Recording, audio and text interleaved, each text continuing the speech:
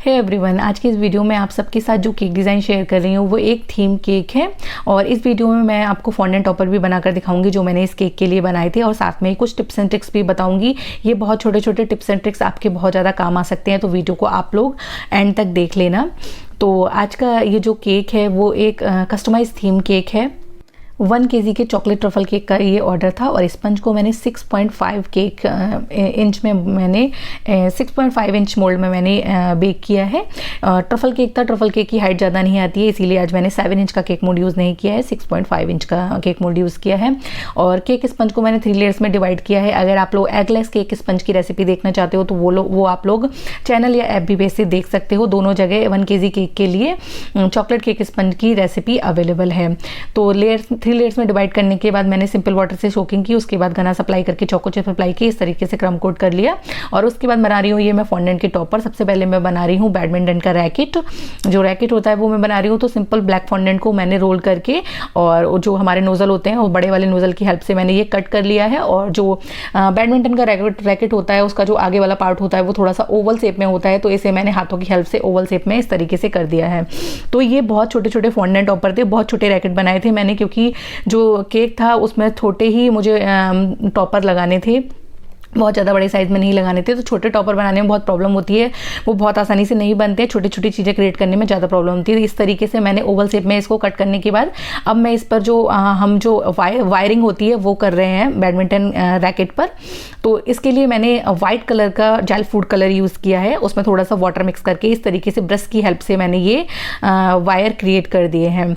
तो ये बनाने के लिए आपको क्या करना है, आपको बहुत पतला ब्रश लेना है, 0 नंबर का ब्रश लेकर आप इस तरीके से क्रिएट कर सकते हो। और उसके बाद इन्हें साइड में रखकर थोड़ी देर के लिए आपने ड्राई होने देना, उसके बाद बाकी का काम करना। और पहले आप अगर इस तरीके का रैकेट आप क्रिएट करो तो पहले इस तरीके से आप ब्रश की हेल्प से वायरिंग क्रिएट करना। उसके बाद मैंने रेड कलर का फॉन्डेंट लिया है, उसे अच्छे से इस तरीके से मैं बहुत पतला मैंने इस तरीके से वायर जैसा बना लिया है। इसे जो मैंने अभी ये सर्कल कट करके बनाया था इसके चारों तरफ राउंड करके मैं इसे इस तरीके से स्टिक करूंगी।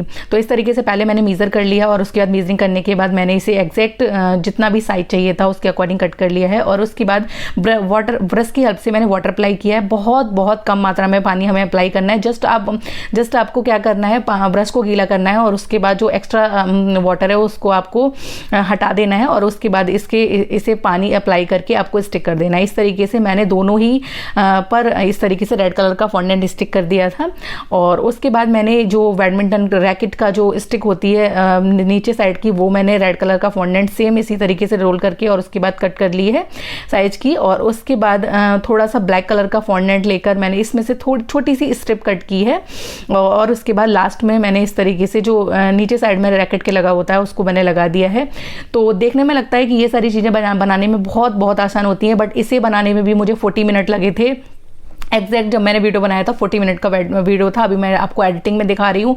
जो भी एक्स्ट्रा पार्ट था, कई बार होता है हम बनाते हैं एक बार में ठीक नहीं बनती, परफेक्टली नहीं बनती हैं चीज़ें, तो उसको हम रिमूव कर देते हैं। बट ये छोटे छोटे से टॉपर क्रिएट करने में भी फिनिश के साथ जब आप बनाओगे और एकदम परफेक्ट मेजरमेंट के साथ बनाओगे तो आपको इनको बनाने में भी टाइम लगेगा। तो इसे बनाने में मुझे शटल और रैकेट दोनों बनाने में मुझे 40 मिनट लगे थे। तो इस तरीके से मैंने ये स्टिक बना ली है। और उसके बाद ब्लैक कलर का छोटा सा मैंने फॉन्डेंट कट किया है, और उसके बाद साइड में इस तरीके से नीचे जहाँ पर मैंने जॉइंट था वहां पर उसको ब्लैक कलर से कवर करके, और उस स्टिक को इस तरीके से थोड़ा सा पानी अप्लाई करके मैंने चिपका दिया है, स्टिक कर दिया है। तो इसके बाद इस तरीके से मैंने दोनों रैकेट बना लिए थे। और उसके बाद मैं बना रही हूँ अभी शटल। तो शटल का नीचे वाला ये पोर्शन जो होता है राउंड वाला, वो मैंने इस तरीके से फॉन्डेंट को रोल करके और कट करके इस तरीके से बना लिया है। उसके बाद मैंने नोजल लिया है, जो हमारे नोजल होते हैं छोटे साइज का नोजल लेकर इस तरीके से मैंने उसके ऊपर फॉन्डेंट रोल करने के बाद इस तरीके से कवर कर दिया है उसे। और उसके बाद जो एक्स्ट्रा पार्ट है उसे मैं कट कर रही हूँ, क्योंकि छोटी सी ही शटल बनानी थी, छोटे से ही रैकेट बनाने थे। इस तरीके से वाटर की हेल्प से मैंने दोनों को इस तरीके से स्टिक कर दिया है। और उसके बाद प्रॉपर शटल का शेप देने के लिए मैंने शटल का जो ऊपर वाला सिरा है उसको बाद में मैं कट करूंगी। उससे पहले मैंने रेड कलर का फॉन्डेंट रोल कर बहुत पतले सी स्ट्रिप काट कर इस तरीके से चिपका दी है। और उसके बाद पूरा शटल का पूरा शेप देने के लिए इस तरीके से मैं छोटा छोटा सा कट लगा रही हूँ शटल पर, जिससे कि पूरा नीट एंड क्लीन तरीके से शटल का लुक क्रिएट हो। और इसको इन दोनों फॉन्डेंट टॉपर को मैंने सबसे पहले बनाकर रख दिया था ताकि ये फॉन्डेंट टॉपर अच्छे से ड्राई हो जाए। उसके बाद मैंने ग्रीन कलर का ये सेट बनाकर केक की फाइनल फ्रॉस्टिंग करी है। ये ग्रीन का सेट बनाने के लिए मैंने ग्रीन और लिटिल बिट ब्राउन कलर का यूज़ किया है। इस तरीके तरीके का शेड बनाने के लिए आपको ग्रीन में थोड़ा सा आप ब्राउन ऐड करोगे तो इस तरीके का प्रॉपर शेड बनेगा। अगर आप डायरेक्ट ग्रीन सिर्फ ग्रीन से बनाओगे तो इस तरीके का शेड कभी भी नहीं बनेगा, वो बहुत ज़्यादा ग्रीन वाला इफेक्ट देता है और वो देखने में अच्छा बिल्कुल भी नहीं लगता है। तो ये शेड बनाने के लिए मैंने ब्राउन एंड ग्रीन 2 कलर का यूज़ किया था। इस तरीके से मैंने केक की फाइनल फ्रस्टिंग कर ली है। जब भी आप कस्टमाइज वाले थीम केक बनाने हैं, फाइनल फ्रस्टिंग बहुत अच्छे से करनी है, नीट एंड क्लीन वे में करनी है, तभी आपका केक जो है बहुत अच्छा लगेगा इस तरीके से। तो उसके बाद मैंने ग्रीन कलर का फॉन्डेंट रोल करके उसे पहले मिडल में मैंने प्लेस कर दिया है कट करने के बाद मोल्ड से, और उसके बाद मैंने रैकेट और शटल रख दिए हैं। रैकेट को पहले मैंने क्रॉस वे में रखा था, फिर मैंने सोचा अगर ये केक बहुत ज़्यादा देर रखा रहा तो फॉन्डेंट के टॉप पर 1-2 घंटे के बाद बैठ हो जाएंगे, और अगर मैं क्रॉस वे में रखूँगी तो वो बाद में रैकेट जो है टूट सकता है, तो इसीलिए मैंने उन्हें फिर अलग अलग प्लेस कर दिया। शटल रख दिया है, शटल को थोड़ा सा वाटर अप्लाई करके मैंने स्टिक किया था जाके जिससे कि शटल इधर उधर भागे नहीं। और उसके बाद मुझे इस पर कॉनकोर योर ड्रीम्स मेंशन करना था, उसे मैंने मेंशन कर दिया है। इस तरीके के जब भी आपको नंबर इंग्लिश लेटर्स कट करने हैं, उन्हें आप लेटर्स कट करके हवा में ड्राई कर लो अच्छे से, उसके बाद आप प्लेस करोगे तो आसानी से आप प्लेस कर पाओगे। इस तरीके से नीट एंड क्लीन वे में मैंने बहुत अच्छे से सारे नंबर्स प्लेस कर दिए। और उसके बाद मुझे फॉन्डेंट पर ईट स्लीप प्ले रिपीट लिखना था, वो मैंने पहले गलत लिख दिया था, फिर मैंने हटाकर दूसरा लगाया। इस तरीके से ये केक बनकर रेडी। सो आज का ये वीडियो आपके लिए हेल्पफुल था कि नहीं, कमेंट करके बताएगा। फिर मिलेंगे नेक्स्ट वीडियो में, तब तक के लिए बाय बाय, टेक केयर।